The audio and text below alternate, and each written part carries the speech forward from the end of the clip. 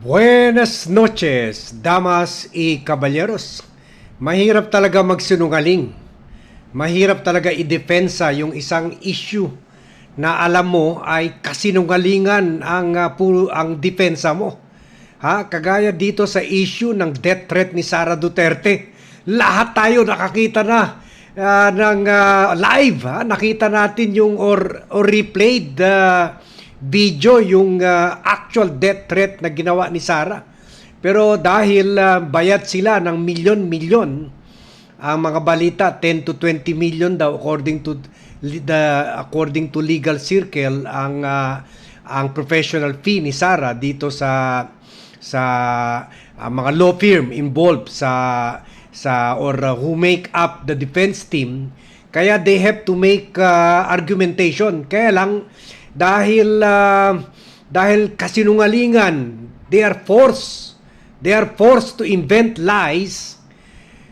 Nagkaleche-leche sila kahit mga malalaking law firm pa sila tulad nitong Narvasa, Fortune Law Offices.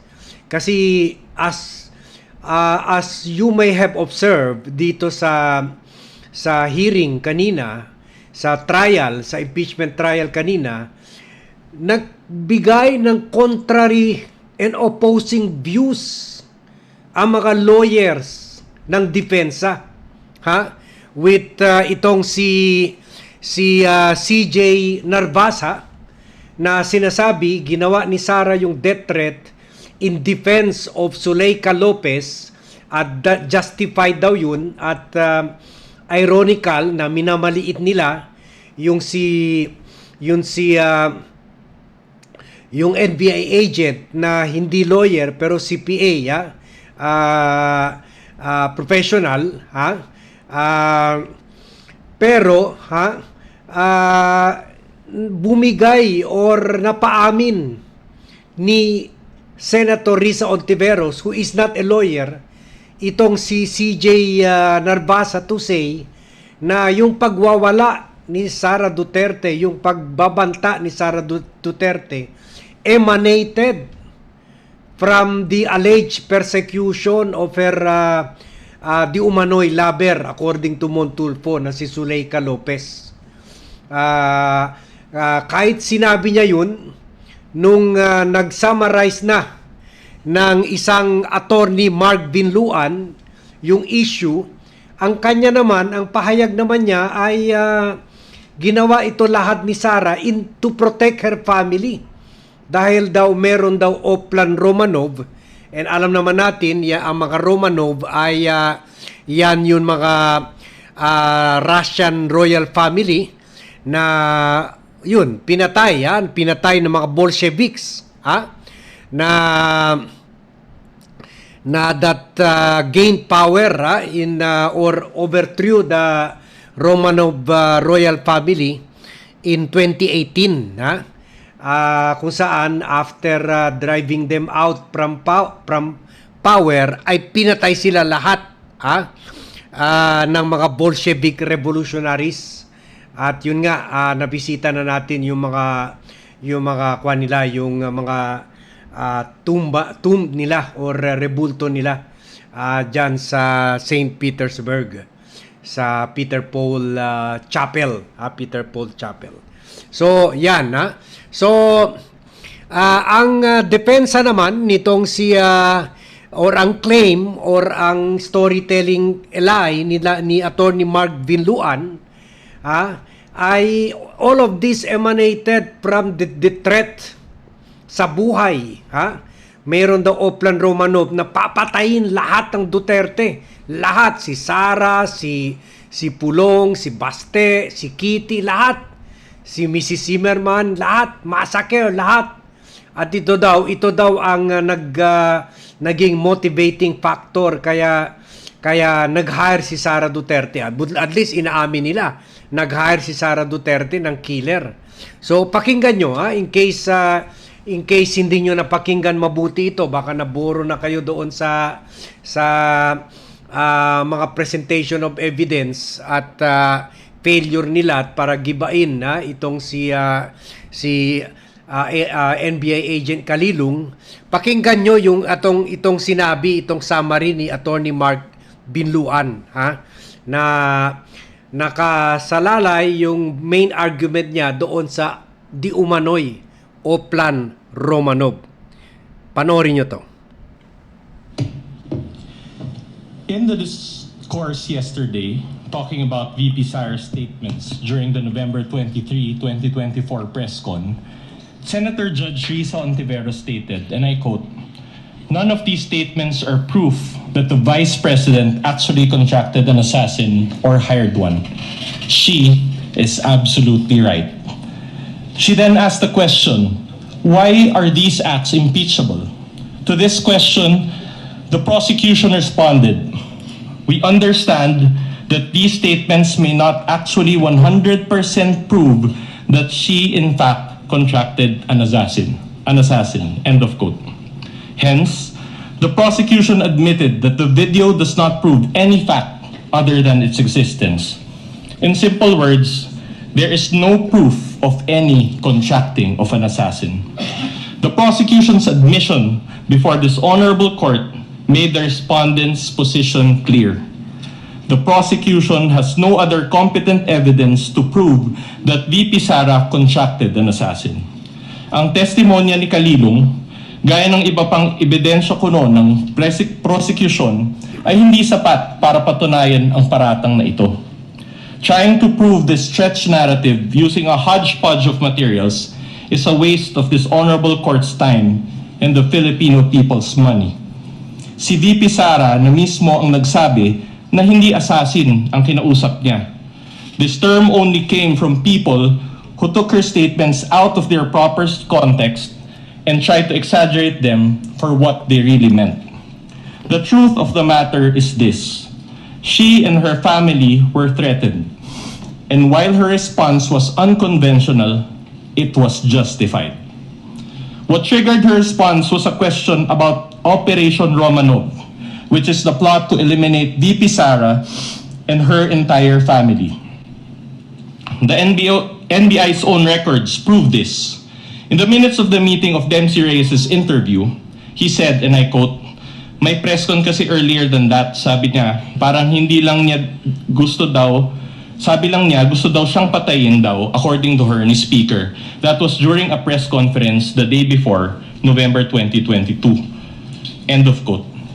During the virtual press con, Princess Maui mentioned Operation Romanov again and even warned her about her safety. Reyes talked about it, Princess Maui reiterated it, but the NBI gaslighted it. When VP Sara uttered those words, she was not responding as Sara Duterte, the Vice President, but Sara Duterte, the wife, mother, daughter, and sister, who only sought to protect her own and her family members' lives. Operation Romanov is in place, and the threat against their lives is real.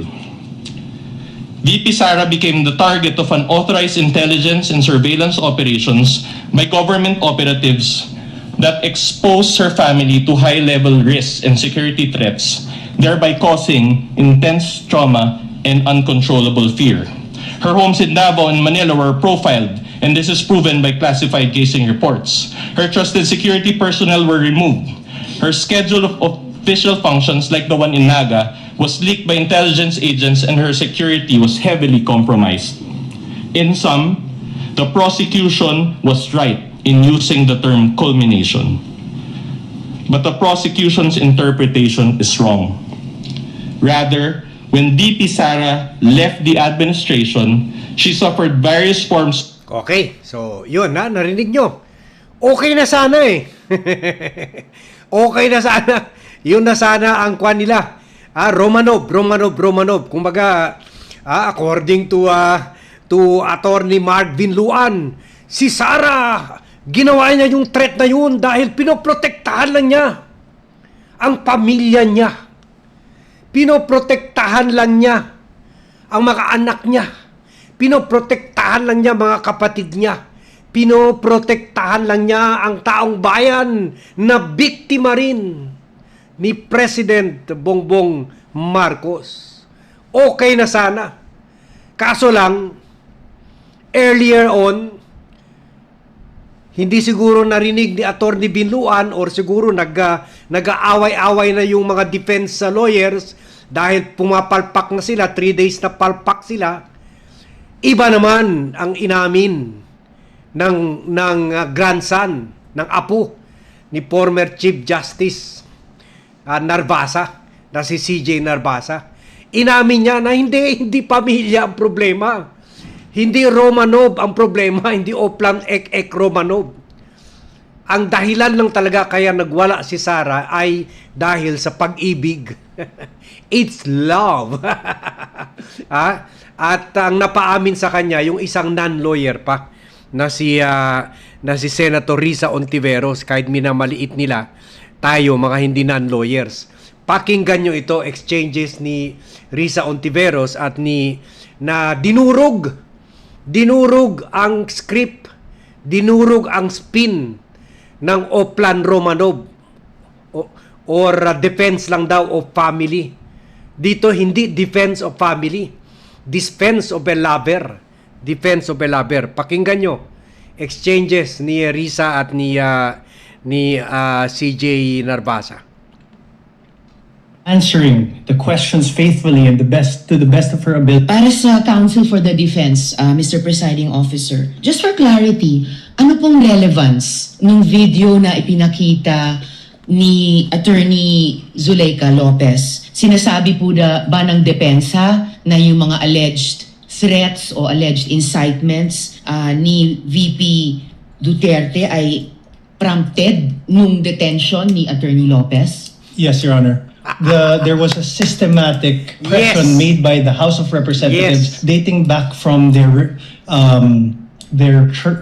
even before their mini trial, Your Honor. The committee headed by Representative Joel Chua began investigating the Vice President and her people, even when Attorney Zuleika Lopez was being interviewed by the House Committee of Quadcom Committee, Your Honor. Even if she was answering the questions faithfully and to the best of her ability, she was cited in contempt, detained. Her lawyer was not allowed to be with her when they were trying to detain her in the Women's Correctional Facility, Your Honor. Para sa Counsel for the Defense, Mr. Presiding Officer, just for clarity, ano pong relevance ng video na ipinakita ni Attorney Zuleika Lopez? Sinasabi po ba ng depensa na yung mga alleged threats o alleged incitements ni VP Duterte ay prompted nung detention ni Attorney Lopez? Yes, Your Honor. There was a systematic pressure made by the House of Representatives dating back from their even before their... Yan, ha? Klarong-klaro, yes. Yun ang source. Alam naman natin, yun ang source ng pagwawala. Kasi kung nagwawala, parati agwali ni Sara magwala kung nasisira ang interes ng pamilya niya. Sana nagwala na siya nung kinasuhan ng asawa niya. Ikuan rin yan, illegal drug, non-bailable yan. At si Pulong, nagwala rin siya yung inaresto yung tatay niya. So, dahil dito sa pag-amin ni Atty. Narvasa, nabasag, nadurog yung Oplan, yung peke naman. I don't believe it's true. Kasi why do you have to kill the Dutertes? They are already killing themselves. Sila nang sumasira sa buhay nila, sa mga pahayag nila at saka gawain nila na pagnanakaw, pagpatay ng tao tulad ni former President Rodrigo Duterte. So why do you have to kill them? They're already politically dead. Lalo na ngayon sa impeachment. So, nakikita nyo dito na ang depensa mismo, hindi na sila nagkaka-agree. Kumbaga sa loob ng defense team, may nag-aaway doon na gusto ang depensa nila sa death threat issue, yung Romanov Ek, yung another camp naman, siguro yung kampo ng tatay nila CJ Narvasa, sinasabi, hindi, depensa natin yung naging emotional siya dahil kay Zuleika Lopez. Kaya pinakita nila yung video ni Zuleika Lopez. Pero ito iba naman ang sinasabi nitong attorney Mark Binluan. Ang motive daw ay yung Oplan Romanov. So ibig sabihin hindi talaga totoo yung Oplan Romanov. Kasi kahit si Narbasa hindi niya in-stress ito. Although binanggit rin ito. Binanggit niya ito, binanggit rin ni Cheese Escudero ito. Pero later on napaamin ni Narbasa na ang dahilan talaga ay si Zuleika Lopez. So nagkakalat na sila. Nagkahetot-hetot na. Nagkaaway-away na sila. Kung ano ba talaga. Dapat kasi ang depensa, ang script, iisa. Pero sila ngayon, contradicting ang script nila. Sabi ni Mark Binluan, Oplan Romanov. Sabi naman ni CJ Narbasa, Oplan save the lover. Oplan save Zuleika Lopez. So, ano ba talaga kuya? So, yan ang nangyayari kung mahirap idepensa ang pagsisinungaling. O yan ang pahabol na vlog natin as I promised you kanina. So, thank you very much everyone for watching. Thank you very much for joining me in this vlog and see you in my next vlog.